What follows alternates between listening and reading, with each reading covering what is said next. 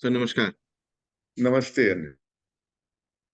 हम लोगों ने पिछली बार शब्द और अर्थ पे बात की थी। तो उसको लेके मेरे मन में कुछ छोटी छोटी जिज्ञासाएं थी, तो हम वहीं से आगे बात को बढ़ाते हैं। तो एक जो पहली जिज्ञासा मन में आ रही थी वो ये थी कि शब्द और अर्थ में आपने कहा कि अर्थ जो होता है वो एब्सोल्यूट होता है। ऐसा हमारा पिछली बार की वीडियो में हमारी ये बात हुई थी कि अर्थ जो होता है एब्सोल्यूट होता है। अब मेरे मन में ये बात आ रही थी कि जैसे ये जो जब हम शब्द को देखते हैं तो हम अलग अलग एस्पेक्ट से शब्द को देख रहे होते हैं। जैसे पिता पुत्र की एक बात है कि पिता संबंध को देख रहा है, पुत्र भी संबंध को देख रहा है, दोनों के लिए संबंध का अर्थ अलग अलग है। तो इस वाले आयाम से थोड़ा मुझको ये एब्सोल्यूट वाली बात को और थोड़ा समझना था। हाँ, मतलब पिछली बार हम लोगों ने जो बात की थी उसमें मेन बात उधर से थोड़ा सा उसको रिकैप करते हुए बोल रहे। जैसे शब्द क्या है, एक ध्वनि है ना। हम्म। तो ध्वनियां बहुत प्रकार की होती है। हम्म। उसको ब्रॉड कैटेगरी में बांटे तो एक ध्वनि ऐसी होती है जिसका कोई अर्थ नहीं होता, अर्थहीन ध्वनि। हम्म, कोई भी तरह की आवाज। और एक ऐसी ध्वनि होती है जिसको हम शब्द कहते हैं। उन्हीं ध्वनियों को शब्द कहते हैं जिसका कोई अर्थ होता है। शेष ध्वनियों को हम शब्द नहीं कहते, वो ध्वनियां हैं, आवाजें हैं। ठीक है। ये जिन तो शब्द का मतलब ही ये है कि शब्द उसी ध्वनि को कहेंगे जिसका कोई अर्थ है। तो अब ये अर्थ जो है, जब हम कहते हैं तो ये क्या है, ये सबकी अपनी मर्जी से एक तुम भी वही शब्द का प्रयोग करो, मैं भी वही शब्द का प्रयोग करूं, और हमारी जो मर्जी होगी वो उसका अर्थ है, ऐसा है। या अर्थ जो है वो स्थिर है, स्थायी है, और हम उसको एक शब्द से इंगित कर रहे हैं। ये बात को हमको पहले बहुत अच्छी तरह समझना चाहिए, इसके रिपरकशन समझने चाहिए। और ये बहुत बुनियादी बात है कि किसी चीज को इंगित करने के लिए हम एक शब्द का इस्तेमाल कर रहे हैं। वो जिस चीज को हम इंगित कर रहे हैं वो वस्तु एग्जैक्ट है, एब्सोल्यूट है, या वो तुम्हारी अलग मेरी अलग, पर हम शब्द एक ही यूज कर। ये को हमको सबको इस पे ध्यान देना चाहिए। अब इसमें हमको विशेषण शब्दों को अलग कर देना चाहिए, क्योंकि विशेषण शब्द जो है, मैं कहता हूं मुझे ये चीज बहुत अच्छी लगी, मुझे ये रंग बहुत अच्छा लगा। हो सकता है वो रंग तुमको उतना अच्छा न लगे। हम्म। तो जो विशेषण है, ये विशेष अच्छा से जो मैं इंगित कर रहा हूं और तुम जो अच्छे से इंगित कर रहे हो, वो दो अलग अलग चीजें हो सकती। तो हम विशेषण को अलग कर देते हैं, क्योंकि विशेषण जो है रिलेटिव है। विशेषण जो है वो सब्जेक्टिव है। सब्जेक्टिव मतलब जो बोल रहा है, जो इंगित कर रहा है, उसका अपना अर्थ है उस विशेषण के पीछे। पवन को एक चीज अच्छी लग रही है, अनिल को कोई दूसरी चीज अच्छी लग रही है। लेकिन हम बाकी जितने भी जिनसे अपना जीवन का काम चलता है, क्रियाएं हैं, है ना, खास विशेषकर क्रिया में हमको कुछ ही एग्जैक्ट चीज को इंगित कर रहा है। और नाउन भी, संज्ञा जब हम देते हैं किसी चीज की, संज्ञा में ये ऐसी वाली संज्ञा की नाम नहीं कर रहा हूं जो ये क्या कहते हैं उसको, प्रॉपर नाउन की, भाई अनिल है, पवन है, ये प्रॉपर नाउन है। लेकिन मानव, तो मानव शब्द से या पशु शब्द से या पक्षी शब्द से या पेड़ शब्द से, ये जो जो है, ये किसी निश्चित वस्तु को इंगित कर रहे हैं। ये बात को हमको बहुत अच्छी तरह स्वयं ध्यान देना है। कोई कह रहा है, वो क्या कह रहा है वो अपनी जगह पर, आपको अपने ही देखना है कि जो हम शब्द का प्रयोग कर रहे हैं किसी चीज के लिए, वो चीज पहले है, वो चीज प्रमुख है, और उसको हम एक नाम दे रहे हैं। तो वो जो चीज है जिसको वो इंगित कर रहा है, वो शब्द, वो फिक्स्ड है, एब्सोल्यूट है, या वो रिलेटिव है। इसी बात पे हम सब जिस जो लोग इसमें जानना चाहते हैं, जिनकी जिज्ञासा है, उनको इस चीज पे स्वयं ध्यान देना चाहिए। वो किसी के बोलने से उतना फर्क नहीं पड़ेगा। यानी फर्क नहीं पड़ेगा का मतलब है कि आपको बात समझ में नहीं आएगी दूसरे के कहने से, आप तब तक खुद स्वयं उस पर ध्यान नहीं दें।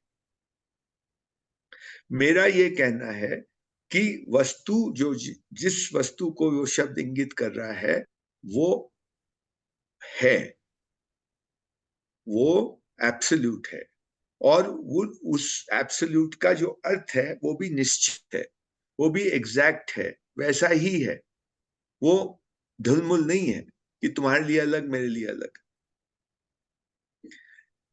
होता क्या है कि वस्तु तो फिक्स्ड है, उसका अर्थ भी फिक्स्ड है, लेकिन हम उसको कुछ और माने रहते हैं। वो है तो एब्सोल्यूट, पर हम माने कुछ और रहते हैं। यानी एक वस्तु है, एक चीज है, मैं एक्सप्लेन करने के लिए, एक हाथी है तो हाथी, लेकिन हम उसको घोड़ा माने रहते हैं, हम उसको हिरण माने रहते हैं, हम उसको पहाड़ माने रहते हैं या पेड़ माने रहते हैं। उससे वो वस्तु नहीं बदलती, वो वस्तु तो वैसी की वैसी रहेगी। ये एक बात, तो ये इसको जांचने की जरूरत है कि क्या ये बात ठीक लगती है कि नहीं लगती।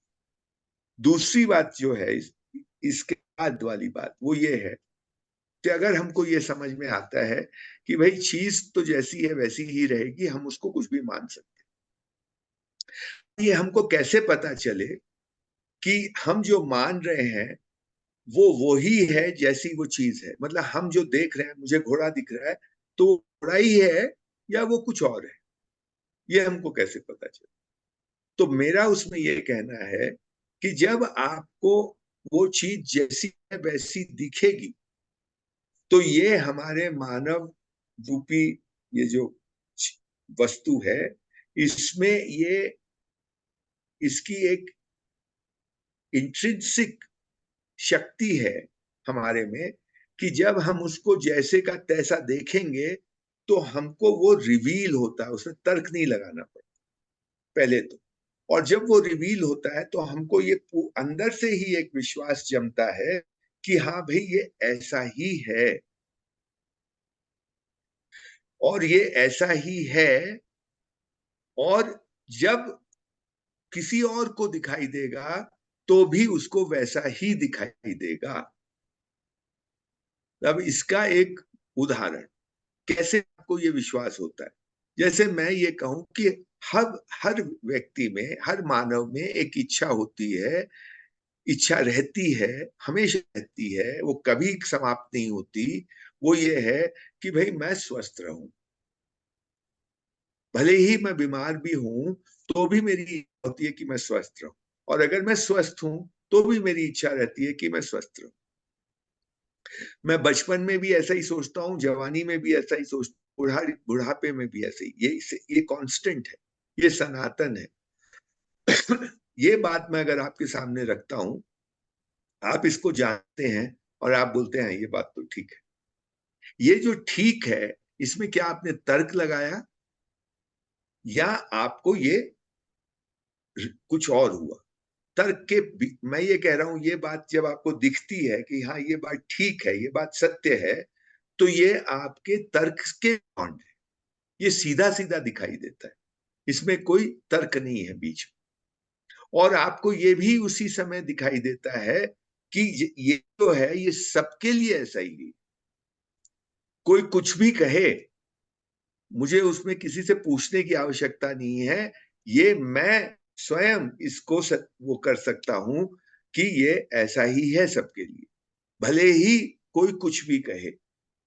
जैसे एक छोटा बच्चा ये बात नहीं कह पाएगा, लेकिन आप जानते हैं कि वो फिर भी उसके लिए ठीक है। गूंगा बहरा ये बात नहीं कह पाएगा, पर आप जानते हैं कि उसके लिए ये बात सही है। आपको ये कहीं डाउट नहीं रहता कि भाई उससे पूछा नहीं तो मैं क्या जानूं। जैसे कि आप उसकी पसंद अगर आप पूछेंगे, किसी, हर आदमी की पसंद अलग है, हर आदमी की प्रेफरेंस अलग अलग है, हर आदमी का विचार अलग अलग है।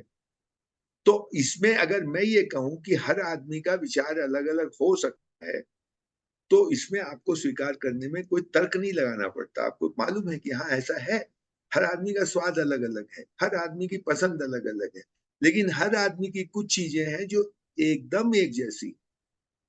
ये भी आप ध्यान देते हैं तो आपको पता चलता है, जैसे एक उदाहरण दिया। तो ये ध्यान देने से आपको कई बातें रिवील होती हैं, जो कि उसमें आपको कोई डाउट नहीं है। तो ये एक बहुत बड़ी फैकल्टी हमारे अंदर है, जिसके बेसिस पे हम कह सकते हैं कि ये बात सत्य है, ये बात सत्य नहीं थी।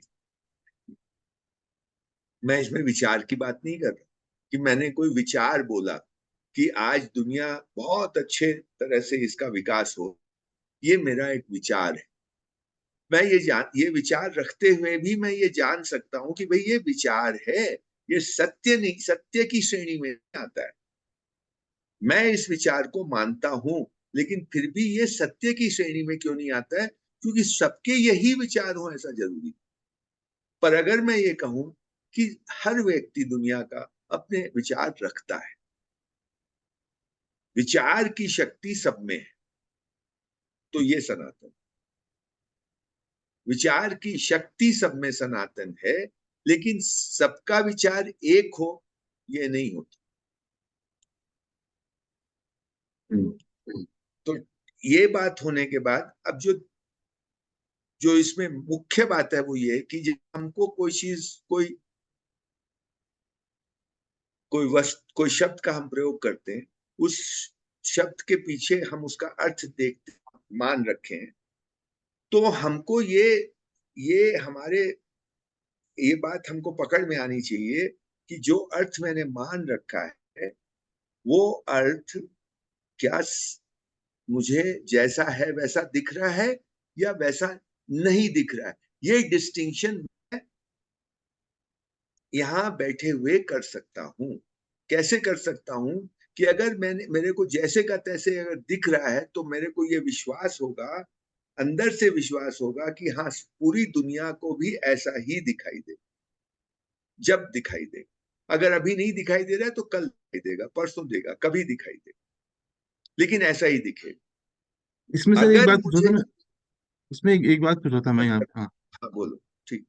ये जो अंदर से विश्वास की जो बात है ना, कि अंदर से विश्वास होगा कि सबको ऐसा ही दिखाई देगा। इसको थोड़ा मैं मतलब और समझना चाहता था कि ये जब विश्वास, ये जब रिवील से आप रिवील होना भी कह रहे हैं कि रिवील होगा, तो रिवील होता है। हाँ जैसे रिवील हो। ये दिया कि भाई दुनिया के सब लोग स्वस्थ रहना चाहते हैं, हर व्यक्ति की इच्छाएं होती हैं, हर व्यक्ति की अपनी अपनी पसंद होती है, हर व्यक्ति जन्मता है, बड़ा होता है, मरता है, बुढ़ापा आता है। ये हमको किस ये कोई बोले कि नहीं उस देश के लोगों को बुढ़ापा नहीं आता, तो स्वीकार होगा क्या? या हम बोलेंगे नहीं, हमको तो जाके पूछेंगे तब पता चले। ये तो रिवील होता है ना, पता आपको किस, यही तो इतनी मामूली सी बात है, इतनी ऑब्वियस बात है कि हमको ये बात पकड़ में आने में इसलिए दिक्कत हो रही है। मैं ये कह रहा हूं, जब जब आपको सनातन के दर्शन होते हैं, तब तब आपको किसी से पूछने की जरूरत नहीं है, कोई फॉर्मूला की जरूरत नहीं है, कोई लॉजिक की जरूरत नहीं है। आपको ये ऑटोमेटिक होता है कि हाँ ऐसे ही तो है, ये ठीक ही तो है, बस इतना ही है। तो ये जब हो किसी भी चीज के लिए, तब आपको पता है कि मैंने वैसे का वैसे देख लिया। ऐसा नहीं है तो आप ये मान के चलिए कि आप ये मान रहे हैं, ऐसा नहीं ऐसा हमको अभी उसके दर्शन नहीं हुए। जैसे प्रेम एक शब्द है, तो प्रेम शब्द को हमने अभी नहीं देखा है, हमने उसके पीछे कुछ मान रखा है, हम्म, हमने उसको कॉन्टेक्स्ट में ही हम उसको समझते हैं कि पत्नी के साथ प्रेम, प्रेमिका के साथ प्रेम, बच्चे के साथ प्रेम, माता पिता के साथ प्रेम, बंधु बांधवों के साथ प्रेम। मतलब बंधु बांधवों का प्रेम एक अलग किस्म का होता है, पति पत्नी के बीच का प्रेम अलग किस्म। हम रिलेशनशिप में ही प्रेम को एक पर्टिकुलर कॉन्टेक्स्ट में हम प्रेम को डिफाइन करते हैं। Prem as such, what does prem mean? तो इसमें हम गड़बड़ा जाएंगे, हमको नहीं दिख रहा अभी। पर मैं ये कह रहा हूं कि ये अगर हम ये दिमाग में रखें कि भाई अभी हमको नहीं दिख रहा, या हमने इसको कुछ माना हुआ है, कंटेक्स्ट में हम इसको कुछ देखते हैं, वो प्रेम है क्या? वो प्रेम नहीं, क्योंकि पूरे दुनिया के लोग इस पे अग्री नहीं करेंगे कि दो मित्रों के बीच का प्रेम इस तरह का होता है। उसमें भी कोई कुछ माना हुआ है, कोई कुछ माना हुआ है, कोई कुछ माना हुआ है। तो ये पता चल, जब हमको ये पता चलता है कि भाई ये जो मैं मान रखा हूं, सारी दुनिया अलग अलग मान रखी है, तो हमको बिना किसी से पूछे ये पता चलता है ना कि हाँ, ऐसा पूरी दुनिया ऐसा नहीं देख रही है, दुनिया ऐसे नहीं मानेगी। तो जब हमको कुछ दिखेगा प्रेम में कि तो हमको दिखेगा कि हाँ ऐसा ही है, और पूरी दुनिया को भी ऐसे ही दिखे। ये बात पकड़ में आ रही है क्या? कि हमको जब दिखेगा तो हमको कोई डाउट नहीं रहेगा। जब तक वैसा नहीं दिखे तो हमको ये हमको स्वीकार करना चाहिए कि अभी मुझे दिखा नहीं है। इस स्वीकार्यता का क्या फायदा है, तुम पूछ सकते हो कि ऐसा करने से क्या फायदा है? ऐसा करने से वो संभावना खुली रहेगी कि आप उसको कभी देख लेंगे। अगर ऐसा नहीं करेंगे तो क्या होगा? अगर आप माने कि जैसा मैं मान रहा हूं ऐसा ही है, तो वो संभावना समाप्त हो, फिर आप उसको नहीं देख पाएंगे। यानी ऐसा ही हमारा दिमाग का स्ट्रक्चर है कि हमने अगर ये मान लिया कि हम समझ गए, और अगर आप समझ गए और आपने रियली समझ गए, कोई प्रॉब्लम नहीं है। आप अगर मान लिया कि मैं समझ गया और आप समझे नहीं है, तो ये बहुत बड़ा नुकसान इसलिए हो गया कि अब आपके समझने की संभावना भी समाप्त हो गई। और ये भी कह सकते, ये भी मुझे दिख रहा है जब आप ये कह रहे हैं तो आजकल का जो दुनिया दिखती है उसमें इस जगह पे ही पूरी दुनिया, मतलब ज्यादातर लोग रुके हुए हैं हाँ, कि जो जो जो मतलब सत्य के किसी भी बात की जो एक झलक उनको उन्होंने देखी है, छुआ भर है किसी बात को, तो ये मान लेते हैं कि हमें पूरा समझ में आ गया। फिर उसको एक पक्ष बना लेते हैं अपना, मतलब हाँ, उस पक्ष में खड़े हो जाते हैं कि साहब हमारा पक्ष यही है। फिर वो हाँ, पक्ष विपक्ष और फिर बिल्कुल। वो सब उसमें सब बहुत सारे लोचे हैं। हम विच मतलब दुनिया में तो बहुत सारे लोग तो विचार को ही सत्य मानते हैं। विचार पे ही विचार को सत्य मानते हैं। ये बहुत बड़ी एक भूल हो जाती है, और झगड़ा विचार पे करते हैं। विचार की श्रेणी ही अलग है। विचार फॉल्स नहीं है। जब मैं कहता हूं विचार सत्य नहीं है, मैं ये नहीं कह रहा हूं कि विचार असत्य है। मैं ये कह रहा हूं दोनों की कोटियां अलग है। जैसे पशु की कोटि अलग है, पेड़ पौधे की कोटि अलग है, कोटियां अलग है ना? तो दो अलग अलग कोटियों में घालमेल करते हैं तो वहीं बड़ा भारी लोचा हो जाता है। आपका विचार कितना भी अच्छा हो, परंतु फिर भी विचार सत्य की श्रेणी में नहीं आता। अभी तो इधर ही कंफ्यूजन हो जाता है कि विचार और सत्य में ही हम भेद नहीं करते, क्योंकि हमारी शिक्षा में इसका कोई स्थान ही नहीं है, इस तरह के भेद को बताने का, जो कि बताया जा सकता है। और वही बात मैं फिर से ये बात बहुत बार रिपीट करता हूं, पर रिपीट इसलिए करनी पड़ती है कि ये मामूली सी बात पकड़ में नहीं आती। अब इंफॉर्मेशन है, जानकारी है, जानकारी सत्य, जानकारी फॉल्स भी हो सकती है जानकारी, और जानकारी सही भी हो सकती है, दोनों हो सकती है। सही जानकारी, गलत जानकारी, ये दोनों हो सकती है। लेकिन मैं ये कह रहा हूं सही जानकारी भी सत्य नहीं है। वो जानकारी ही है, वो ज्ञान भी नहीं है।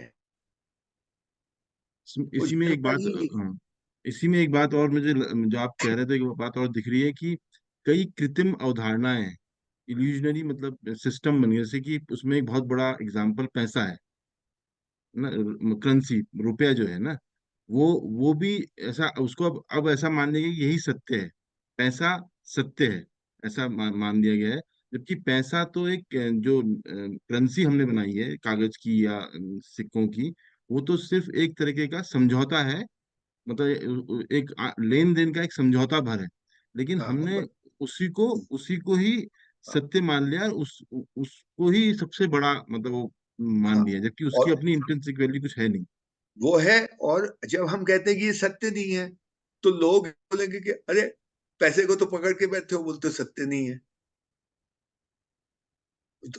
कहने का मतलब असत्य है ये नहीं है।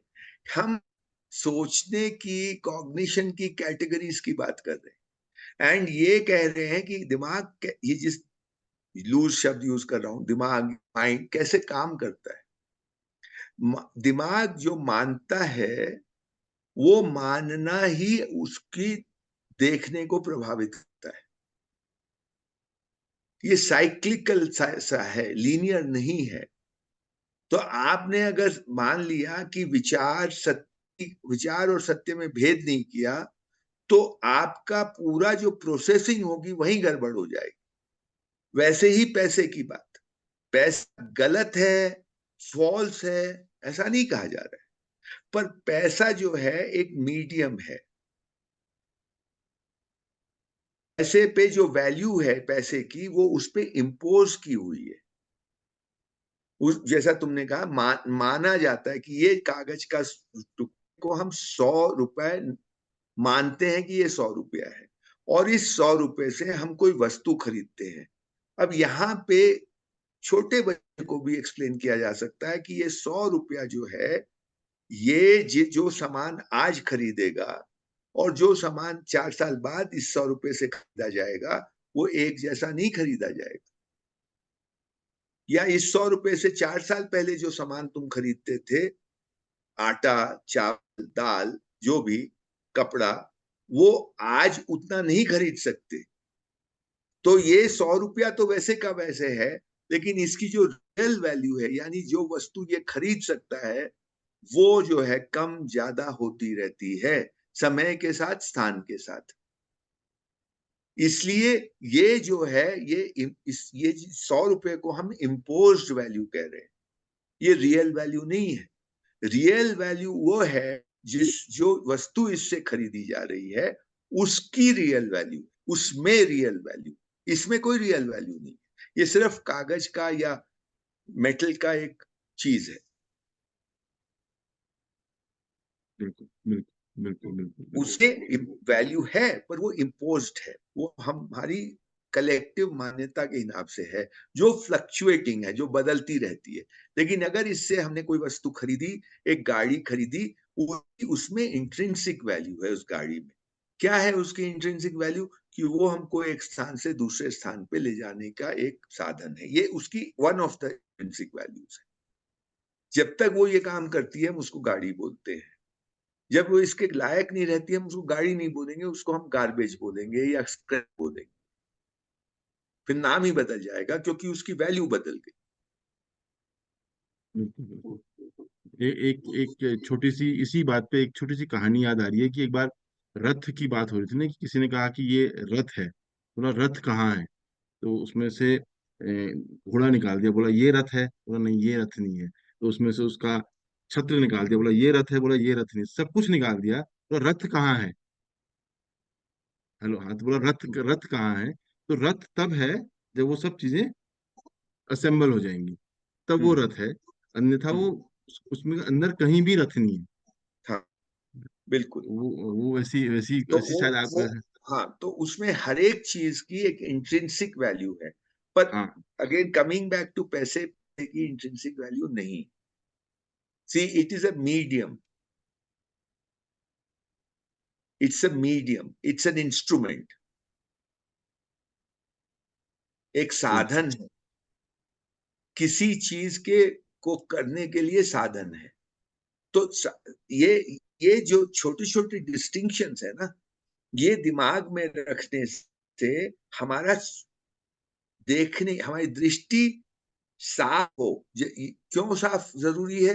ताकि हम चीजों को जैसा है वैसा देखने, हाथी को हाथी की तरह देखें, घोड़े की तरह ना देखें। इसके लिए ये जरूरी है कि ये सफाई हो, यहाँ बेसिक मुद्दों की। यही काम अपना कर रहे हैं। हम ये नहीं क्लेम कि हम सत्य को सब सत्य हम देख लिए हैं ना, पर इस सत्य के देखने के रास्ते में जो जो बाधाएं हैं, उसकी हम लोग बात करें कि रिमूव किया जा सकता। बिल्कुल बिल्कुल बिल्कुल बिल्कुल।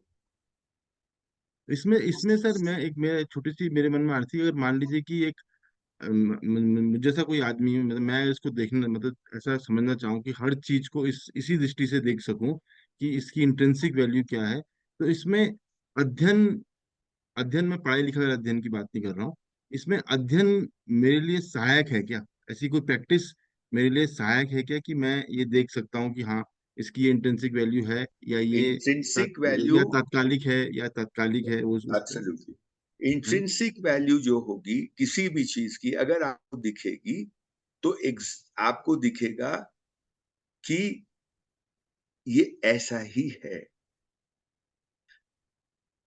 एक अनाज की इंट्रिंसिक वैल्यू उसकी न्यूट्रिशनल वैल्यू है, इसीलिए हम उसको खाते हैं। हमारे शरीर को पोषण देता है, तो उसमें जो पोषण, उसकी जो वो पोषण नहीं दे तो अनाज खाने का मतलब नहीं, पोषण नहीं करे शरीर का, तो वो उसकी इंट्रिंसिकनेस है। और इसमें शायद एक बात और भी, कि जब मुझे ये रिवील होगा कि ये मतलब मैं अपने उसमें देख रहा हूँ कि जब मुझे ये रिवील हो, जब मुझे मतलब आ जाएगा कि यार ये इंट्रिंसिक वैल्यू है और ये नहीं बदलेगा, और ये जो है शायद उसको मुझे याद भी नहीं रखना पड़ेगा कभी, नहीं, वो मेरे मेरे मतलब मेरे होने का हिस्सा बन जाएगा। और वो हम मतलब जो हाँ। चीज, ये ज्ञान को याद नहीं रखना पड़ता, जानकारी को याद रखना पड़ता। हाँ ये भी एक वो है, सही बात है। इसी बात है, आपको जब रिवील होती है चीजें तो याद नहीं रखनी पड़ती, वो क्योंकि वो ऐसा कुछ है कि वो ऑलरेडी आपके अंदर है। वही देख रहा हूँ। आपने वो ढका हुआ था, अब वो रिवील हो गया, तो इसलिए ये जो है इसको याद नहीं रखना पड़ता। जानकारी जो है वो आपके अंदर नहीं है, वो बाहर है, वो अंदर नहीं है, इसलिए आपको उसको याद रखना पड़ता है। और वो सामयिक है। हर जानकारी की एक उम्र होती है, और उसकी एक एरिया होती है जहां पे वो वैलिड है, उसके बाहर उसकी वैलिडिटी नहीं है। तो इसलिए उसको वो, इट इज नॉट सनातन। जो सनातन है वो है, यानी it is real and it is so and it is है। वो जो है वो आपके अंदर है, वो रिवील होना है। अब आप रिवील नहीं करने दे रहे हैं क्योंकि दृष्टि दोष है, तो आप जो है तो अंदर, लेकिन आप उस पर इतना धूल धक्कड़ लगाए हुए हैं कि वो आपको जैसा है वैसा नहीं दिख के कुछ और दिख रहा है। पर जानकारी में है ऐसी कोई बात नहीं है। जानकारी लगातार बदल रही है और वो हाँ, मतलब तुम्हारा नाम अनिल है, ये एक जानकारी है, लेट्स लाइक दैट। मेरा नाम पवन है, ये एक सिर्फ जानकारी है, कुछ और भी हो सकता था। और कुछ लोग कुछ ना और नाम से बोलते होंगे मुझे। तो हम्म, द पॉइंट इज, या और बहुत सारी जानकारी, हमने 50 बार इसकी एग्जाम्पल्स दी हैं, इसलिए मैं और नहीं ठीक। लेकिन जानकारी जो है उसको और कोई उपाय नहीं है। आप या तो स्टोर करिए कंप्यूटर में, किताब में, डायरी में, कहीं पे याद रखिए, और उसका कोई उपाय ही नहीं है। पर ज्ञान जब रिवील अगर आपको हुआ है, जब तक रिवील नहीं हुआ तो वो भी आपके लिए जानकारी है। दूसरे के लिए हो गया, उसको रिवील हो गया, उसके लिए तो ज्ञान हो गया। आपके लिए नहीं हुआ, आप तोते की तरह बोलते रह सकते हैं उस चीज को, आपको रिवील नहीं हुआ, तो आपके लिए वो भी जानकारी।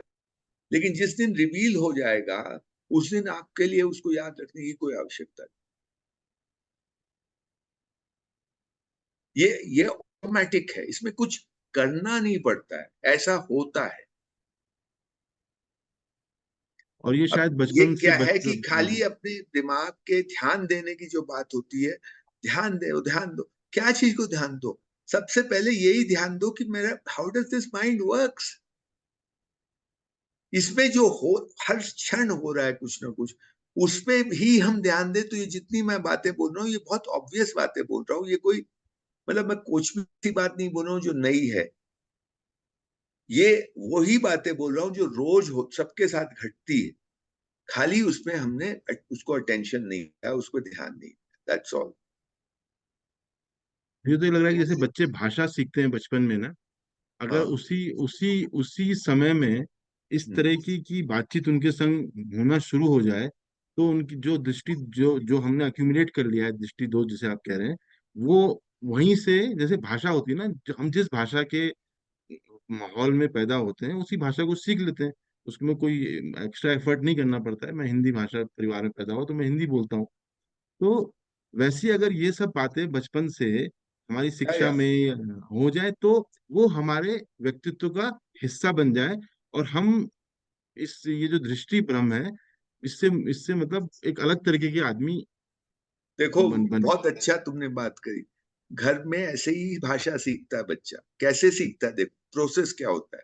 वस्तु वस्तु का नाम देते हैं हम तो बच्चे को। हम बोलते हैं वो पानी पीता है, हम बोल पानी, पानी चाहिए, अच्छा पानी चाहिए, लो पानी पियो। वो ऑलरेडी डिमांड कर रहा है पानी की, उसको प्यास लगी है। हम्म, हम उससे पूछते हैं, वो भले ही वो समझे नहीं समझे, अच्छा तुमको पानी चाहिए, फिर उसको पानी देते हैं। तो वस्तु जिसका वो डिमांड कर रहा है, जिसकी उसको भास आभास है कि ये मुझे चाहिए, मुझे मुझे प्यास लगी है, मुझको हाँ, ये चाहिए। हाँ कुछ, और हम उसको फिर नाम दे रहे हैं। तो पहले वस्तु, उसका कुछ उसको अर्थ पता है कि इससे मेरी प्यास बुझेगी, या उसको अनुभव हो रहा है कि हाँ ये पीता हूं तो मेरी प्यास बुझ रही है। ये शब्द नहीं है उसके पास, लेकिन कुछ हो रहा है जो उसको अच्छा लग रहा है, और उस वस्तु को हम नाम दे रहे हैं पानी। धीरे धीरे वो पानी पकड़ लेता है नाम। पर पहले कहां से शुरू हुआ? वस्तु से उसने नाम, मतलब अर्थ से शब्द की ओर गया।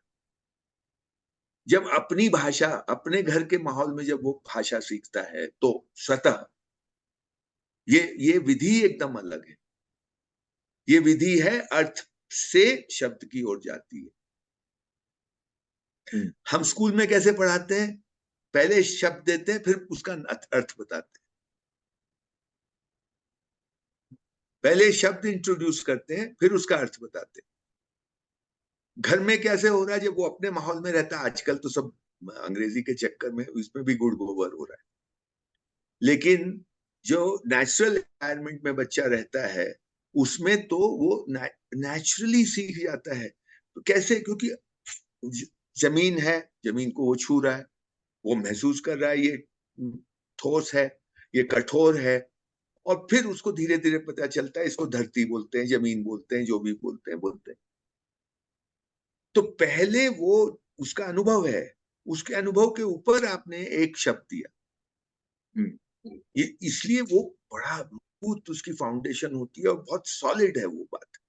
अब क्या हो गया, अंग्रेजी के चक्कर में ये अनुभव से उसको विहीन हो रहा है। मतलब उसमें भी थोड़ा बहुत होता है, लेकिन बहुत कुछ उसमें नुकसान भी हो रहा है।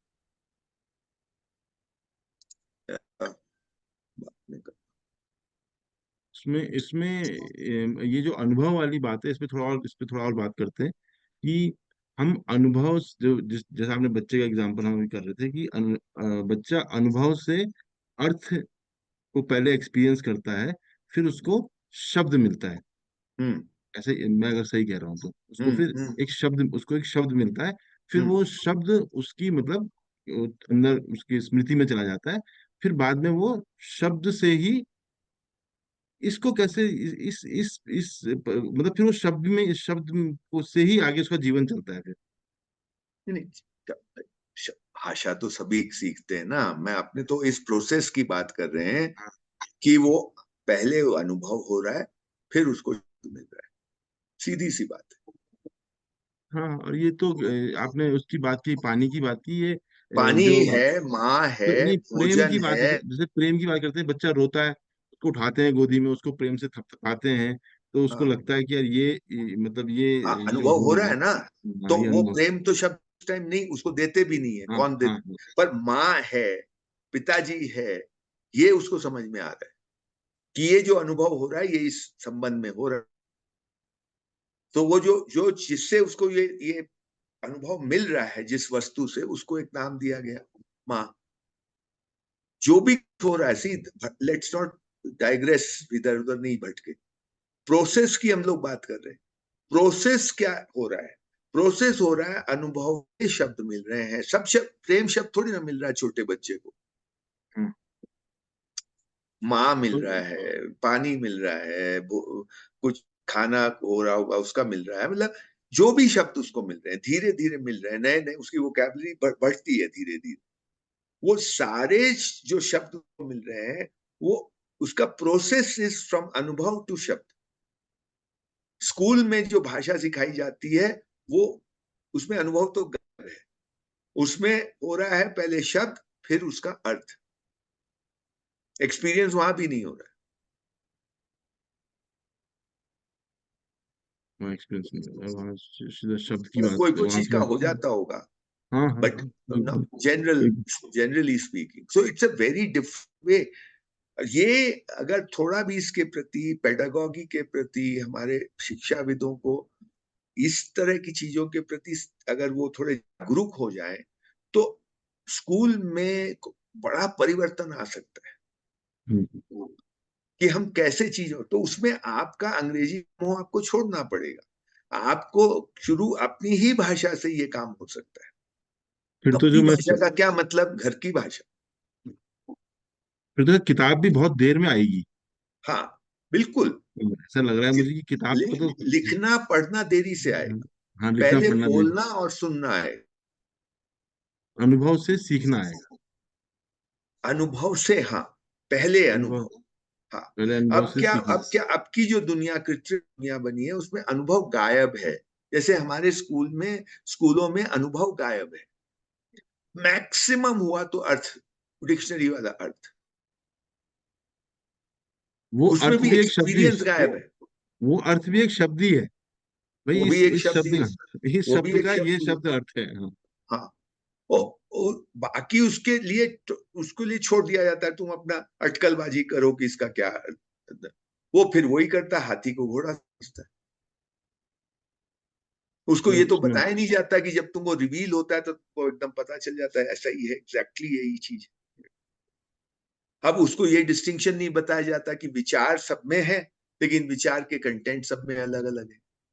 इच्छा सब में है, वो समान है सब में, इच्छा की जो शक्ति है, लेकिन उसके कंटेंट अलग अलग है।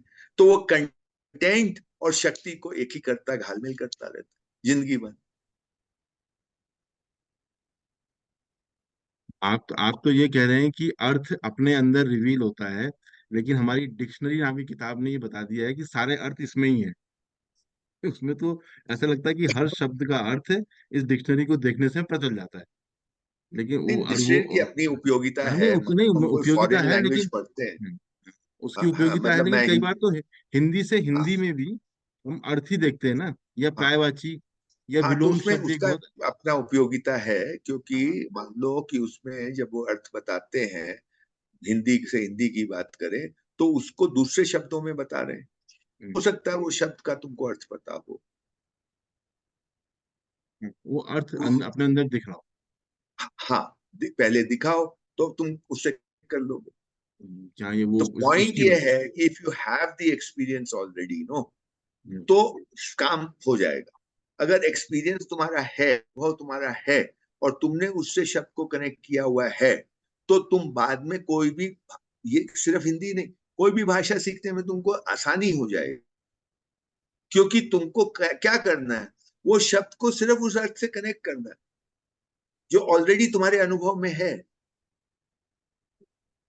अभी क्या हो रहा है कि अनुभव से हम च्युत हो गए, हम विलग हो गए, हम एलियनेटेड हो गए। तो वो सब कुछ हवा में चल रहा है।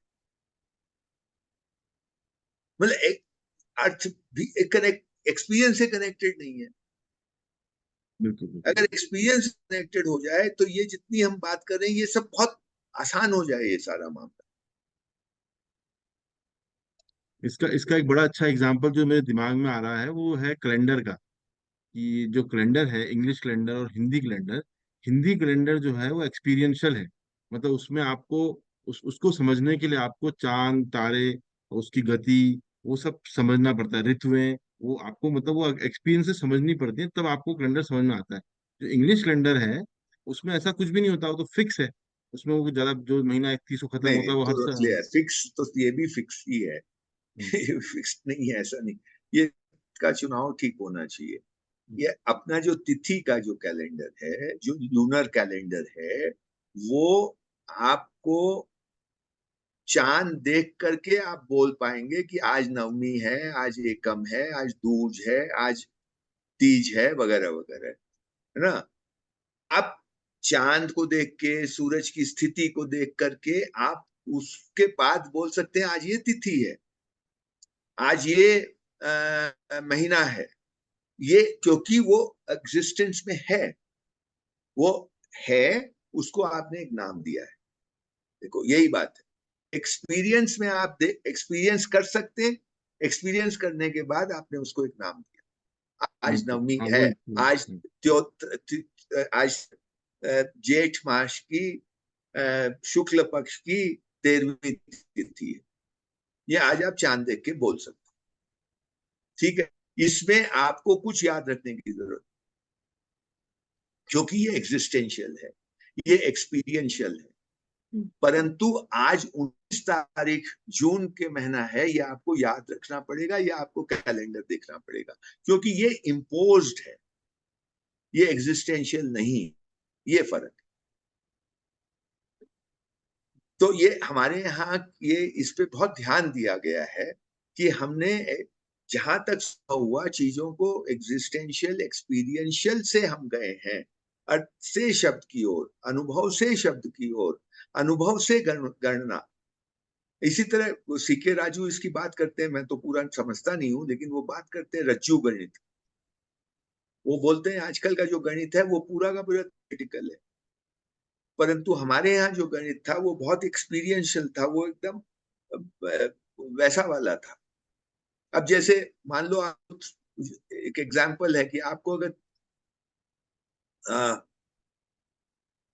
त्रिकोण बनाना है, ये 1 डिग्री का एंगल बनाना है, आप कुछ मकान बना रहे हैं या कुछ का काम कर रहे हैं, आपको एंगल बनाना है, तो आपको सीधी सी ये टेक्निक हुआ करती थी कि एक धागा लीजिए या रस्सी लीजिए, उसको फोल्ड कीजिए 2 भाग में, फिर वो 2 भाग को 4 भाग में कीजिए, फिर ऐसे करते करते उसको 12 भाग में डिवाइड कर दीजिए। आपको कोई स्केल की जरूरत नहीं है, उसको फोल्ड करते करते हो जाएगा। अब हर भाग में एक निशान दे दीजिए, 8 बांध दीजिए। अब वो 5 भाग को एक सीधा कर दीजिए, फिर वहां पे एक, एक कील लगा दीजिए, जहां 0 पे और 5 पे कील लगा दी, और ऊपर में आप 4 ले जाइए, और 3 3 अपने आप हो जाएगा, 5 4 3। तो जहां पे 4 और 3 का एंगल होगा वो 90 डिग्री होगा। ये एक्सपीरियंस से मैथ समझने की बात। हाँ, ऐसे ही पाई का हमने किया है, बहुत सारी चीजें की है हम लोगों ने। ये जो है कि हम पर मतलब उसमें नहीं जाते, लेकिन ये सब चीजें अस्तित्व में हम करके देख सकते हैं। हमको हमने उसको वही शब्द से अर्थ की ओर गए हैं आज की गणित में, जबकि वो वाला जो हमारा वाला जो गणित था वो एक्सपीरियंस एक्सपीरियंस से, से अर्थ से शब्द की ओर गया। एक्सपीरियंस हुआ, उसको फिर आपने अर्थ दिया, और फिर वो आपसे आपसे कनेक्ट भी हो गया फिर उस तरीके से। हाँ, आज का जो पूरा का पूरा गणित है या विज्ञान है, वो कहीं ना कहीं आपसे कनेक्ट नहीं होता है इस तरीके से। इसी में इसी इसी इसी बात को और थोड़ा और गहराई से समझने के लिए मेरे दिमाग में जो एक दूसरी बात आ रही है, मैं अपने समझने के लिए भी कह रहा हूँ। जैसे न्याय है। न्याय है, हमारी जो परंपरा है उसमें न्याय होता है। मतलब कि किसी भी कोई भी ऐसा हम नहीं देखते हैं कि किसी पंचायत में कहीं कोई संविधान बनाओ, या किसी राजतंत्र में कोई संविधान बनाओ। वो क्या है कि उस समय जो एक्सपीरियंस होगा, हम उस समय निर्णय लेंगे। एक मोटा मोटा धर्म शास्त्र है, उसके आधार पे निर्णय लेंगे। तो यानी कि उस पर्टिकुलर समय जो भी एक्सपीरियंस होगा, हम उस एक बड़े खाके, एक धर्म के जो खाका है उसके आधार पे निर्णय लेंगे, वहां पे वो न्याय होगा वहां पे। आज जो दुनिया चल रही है उसमें क्या है कि सब कुछ लिखित है। सब कुछ लिखित है। वो जो आप कह रहे, मैं उसी कॉन्टेक्स्ट में कह रहा हूँ कि वो एक तरीके से शब्दों में सब कुछ बंधा हुआ है। सब कुछ शब्दों में बंधा हुआ है। संविधान, कानून की किताबें, सब कुछ शब्दों में बंधा हुआ है। और जो वकील है और जो जज है, जो इसके माध्यम है, वो भी उन शब्दों में ही बंधे हुए हैं। वो न्याय को उन शब्दों के एक घेरे में ही मतलब वो करते हैं। वो कहते हैं यही सही है क्योंकि यहाँ ऐसा लिखा हुआ है। अगर मैं सही समझ रहा हूँ, उसको सही कॉन्टेक्स्ट में देख पा रहा हूँ, तो मुझे लगता है कि इससे इससे जो बड़ी हमारे दुनिया में दिक्कतें आ गई हैं कि हम हमेशा इसी लड़ाई में फंस गए, शब्दों वाली लड़ाई में ही फंस गए कि जो लिखा हुआ है उसी को सही मानेंगे, और अर्थ क्योंकि हम देख नहीं पा रहे हैं, अपने अंदर नहीं देख पा रहे हैं, तो उस पे कभी जाने की कोई मतलब किसी भी लेवल में मैं देख पा रहा हूँ, कहीं भी, चाहे वो शिक्षा हो, न्याय हो, सो कॉल्ड डेमोक्रेसी हो, कहीं भी अर्थ वाली बात है ही नहीं। हम सब जगह शब्दों के ही ऊपरी ऊपरी जो आरोपित है, उसी में ही कहीं ना कहीं मतलब तो फंस के उसमें भी हमने बना फिक्स रखे। नहीं है, वो भी हाँ। इंटरप्रिटेशन है, सबके अपने अपने हाँ। है ना। और ये तो लॉ वाले तो बोलते ही हैं कि भाई बहुत, मैं इसको पहले भी बोल चुका हूँ कि वो वेंकटचलैया साहब जो थे अपने भारत के सुप्रीम कोर्ट के चीफ जस्टिस रहे हुए हैं, बहुत फेमस जज है, बहुत ही मतलब विद्वान, और उनकी बड़ा मान है।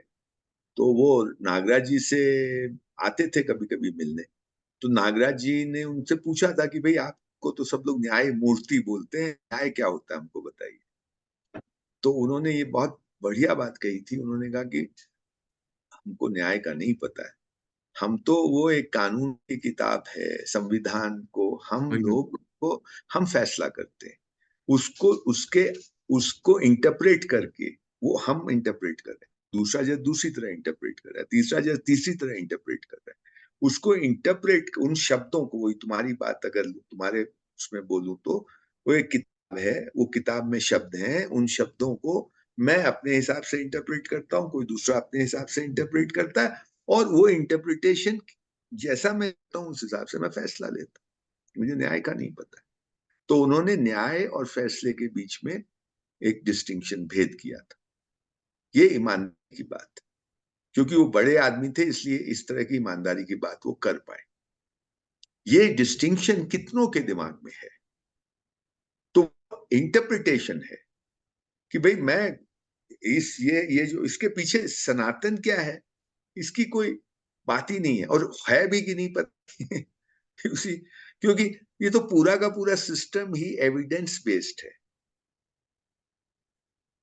ये कोई भी इसमें मतलब ये सबको मालूम है कि आप जज बन के बैठे हैं, आप बहुत ईमानदार जज हैं, और आपका वकील बहुत होशियार है, मतलब किसी ने कोई क्राइम किया है, उसका वकील बहुत होशियार है, और उसने क्राइम करते वक्त बहुत सारे प्रिकॉशन लिए कि मैं पकड़ में ना आऊं, एविडेंस नहीं है।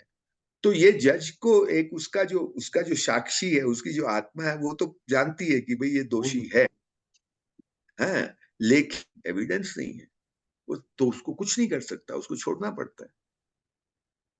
और एक आदमी निर्दोष है और उसको फंसाया गया है, तो ये जानते हुए भी कि ये फंसाया जा रहा है, जज को उसको सजा देनी पड़ती, ये तो रोक है। बिल्कुल बिल्कुल बिल्कुल। ये ये दिस इज रिलेटेड टू हम लोग का जो बड़ा हम लोग काम करते हैं आधुनिकता, ये उससे रिलेटेड बात कि ये जो आज का आधुनिकता है उसमें ये हावी हो गया है, जैसे पैसा वस्तु पे हावी हो गया। वो जो जिस चीज को वो पैसा खरीद रहा है, वो उसका अवमूल्यन हो गया है, और पैसा जो कि एक माध्यम है जिसपे इम्पोज वैल्यू है, उसका अधिमूल्यन हो गया है। यानी इसमें इसकी जो वैल्यू है, इंट्रिंसिक वैल्यू, उससे अधिक इसका मूल्य हो गया है, और जो चीज की जो वैल्यू है वो अंडर वैल्यू हो गई है। ऐसे ही शब्द का अधिमूल्यन हो गया है, अर्थ का अवमूल्यन हो गया है। ऐसे ही हर जगह देखोगे, जो रियल है उसका अवमूल्यन हो गया है, जो सनातन है उसका अवमूल्यन हो गया है, या उसको इग्नोर ही कर दिया गया है। और जो जो अनरियल है, या जो सिंबलिक है, या जो मीडियम है, या जो सिर्फ एक इंस्ट्रूमेंट है यूज करने का, उसका अधिमूल्यन हो गया है, उसको रियल मान लिया गया है। कोट फैशन का की दुनिया का बहुत बहुत बड़ा उदाहरण है। इंट्रिंसिक वैल्यू कपड़े की क्या है उससे कोई मतलब ही नहीं है। व्हाट इज इन फैशन, वो वो उसका उसका मूल्यन अधिमूल्यन हो गया। कोर्ट का अधिमूल्यन हो गया है और न्याय का अवमूल्यन हो गया है। कोर्ट मतलब ये पूरा न्याय प्रक्रिया, इनमें कहते हैं ना सुप्रीम कोर्ट या हाई कोर्ट या जो भी डिस्ट्रिक्ट लेवल के, इनका तो लगता है कि ये बिल्कुल बहुत बड़ी चीज है, और जो मेन उसका जो इंट्रिंसिक वैल्यू थी न्याय, उसका ये तो उस गलत हो रहा है ना, ये ठीक नहीं है। कोर्ट तो एक व्यवस्था है, कोर्ट तो एक वो है। कोर्ट नहीं, कोर्ट में जो फैसले हो रहे हैं, ये बोलो, फैसले, फैसला और न्याय, ये दो अलग अलग चीजें। फैसले का फैसला ही डोमिनेट कर रहा है, न्याय डोमिनेट नहीं कर रहा। फैसले का अधिमूल्यन हो गया है, न्याय का, न्याय को इग्नोर कर दिया गया है, ये बोल सकते हैं। कोर्ट से कोई मतलब, कोर्ट तो एक व्यवस्था है, एक चीज है। कोर्ट तो एक मकान सी चीज है, और क्या है उसमें, एक व्यवस्था है, एक जज है, वकील है, ये है। वहां जो हो रहा है उसकी बात कर। बिल्कुल बिल्कुल। इसमें इसमें से एक एक बात और, छोटी सी बात और थी, उसके बाद हम अपनी बात को वो करेंगे कि जो आप पहले कह रहे थे कि जो ये हम बार बार है की बात कर रहे हैं और होने की बात कर रहे हैं, ये रिवील होता है ना। देर इज नो प्रोसेस जिससे कि आप को मतलब आप रिवील कर नहीं सकते, रिवील होता है। इसको मैं थोड़ा आप इस पे थोड़ा और प्रकाश डालिए कि ये रिवील जब होता है, रिवील जब होता है, देर इज कोई इसको मतलब करने वाली इस श्रेणी में नहीं होता है। ये सत्य जो दिखता है, ये अर्थ जो दिखता है, करना ये इतना ही है, ध्यान देना है। करना ध्यान इतना ही है। देना ही करना, अगर बोलोगे तो ध्यान देते हैं तो रिवील होता है। हर बार ध्यान देंगे रिवील हो जाएगा, कोई गारंटी नहीं। लेकिन वो क्या किया जा सकता है, ध्यान दो। और ध्यान देने का मतलब क्या है, कि उसको बारीकी से देखना, स्थूल दृष्टि को और सूक्ष्म अति सूक्ष्म करते जाना है, ताकि आप उसकी बारीकियां देख सकें। आप ये बारीकी देख सकें कि विचार और सत्य एक कोटि नहीं है, एक श्रेणी नहीं। एक श्रेणी नहीं है, एक कैटेगरी नहीं है। ये देखने की दृष्टि पैदा होने से आपकी शार्पनेस बढ़ती है। ये शार्पनेस बढ़ती है तो आपका ध्यान और ज्यादा तीक्ष्ण होता है। तो ये जो जितनी भी हम लोग बात कर रहे हैं, ये वो शार्पनेस लाने के लिए बात कर रहे हैं। बात, ध्यान तो फिर भी देना होगा, ध्यान देंगे तो और शार्पनेस होगी इस ध्यान देने की के उसमें, तो रिवील होने की चांसेस बढ़ जाती। कोई गारंटी नहीं कर सकता कि ऐसे हो ही जाएगा सबके साथ,